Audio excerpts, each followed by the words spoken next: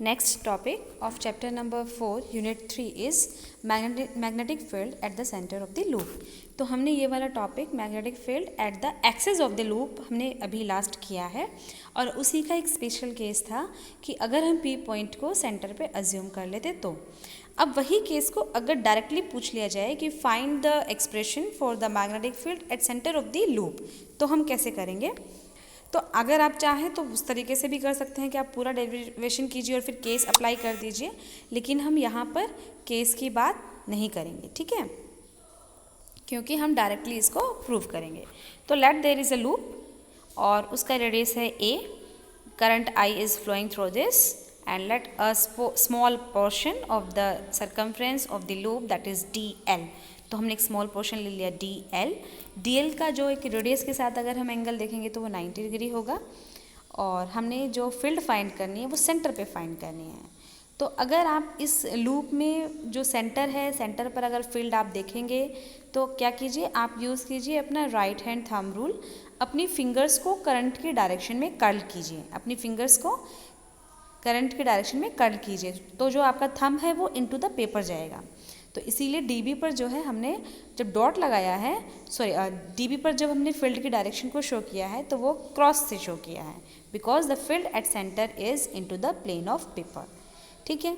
The plane of coil is lying on the plane of diagram and the direction of current is clockwise such that the direction of magnetic field is perpendicular and into the plane, ठीक है। DB is equal to mu naught I dl sine theta by 4 pi a square, ये formula हमको मालूम है, ठीक है।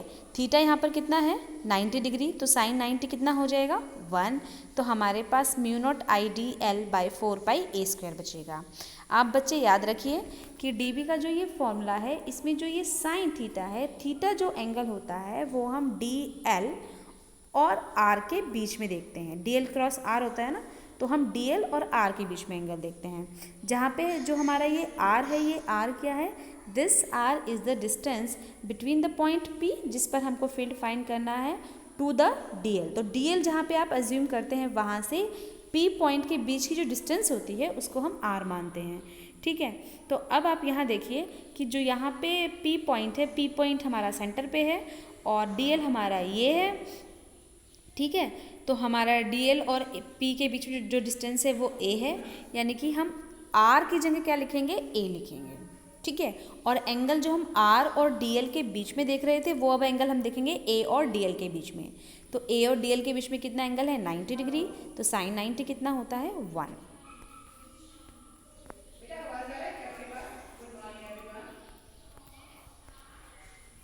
ठीक है। तो हमारे पास ये आ गया। आगे हम the angle theta between d l and a is 90 because the radius of loop is very small and the since sine 90 is equal to 1। तो हम एक लूप का जो रेडियस है बहुत स्मॉल मान रहे हैं और डी एल का जो डायरेक्शन है वो हम tangent at the circumference draw करेंगे तब हमें डी एल का डायरेक्शन मिल जाएगा। तो डी एल जो टेंजेंट जो होता है, टेंजेंट हम ऐसे अगर टेंजेंट जब हम ऐसे ड्रॉ करते हैं तो टेंजेंट और रेडियस के बीच में एंगल कितना होता है 90 डिग्री, ठीक है। तो साइन 90 हो गया 1।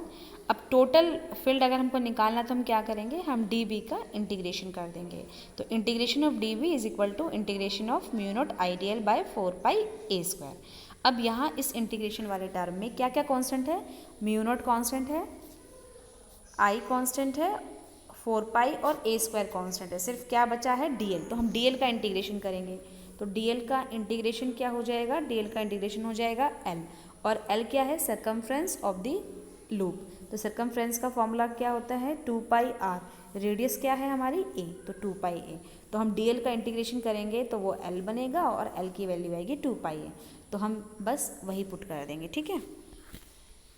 तो डी एल का इंटीग्रेशन करके तो हमारे पास जब हम यूज़ करेंगे तो हमारे पास आंसर आएगा mu naught I by 4 pi a square हमारा कांस्टेंट था। डी एल का इंटीग्रेशन जब हमने किया तो हमारे पास क्या आया 2 पाई ए, तो यहाँ पर हम 2 पाई ए लिख देंगे।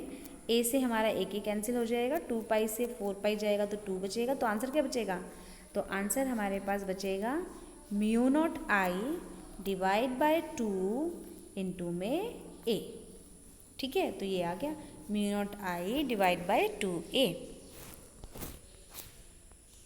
ठीक है। Mu naught I and A R constants and integration of D L is 2 पाई ए। ठीक है, तो अगर हम फील्ड शो करेंगे, फील्ड के लिए हम इसके लिए एक्सप्रेशन शो करेंगे, तो जैसे जैसे हमारा ए रेडियस इंक्रीज़ होगा फील्ड हमारी डिक्रीज़ होती चली जाएगी। आप यहाँ से देख सकते हैं कि जो बी है वो इन्वर्सली टू द ए है, तो जैसे हम ए को इंक्रीज़ करेंगे तो बी हमारा डिक्रीज़ होगा, तो कर्व ये आएगी। ठीक है, चलिए।